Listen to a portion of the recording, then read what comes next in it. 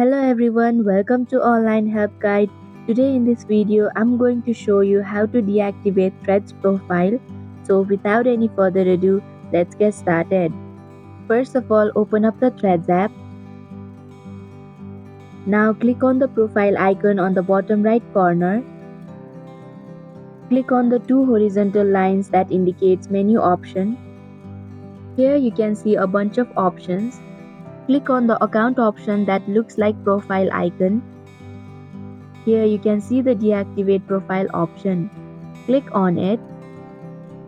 Now it questions you whether you are sure that you want to deactivate your Threads profile. And if you are, click on the deactivate Threads profile button.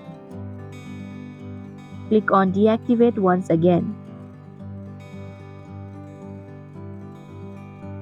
And that is how you can deactivate Threads profile.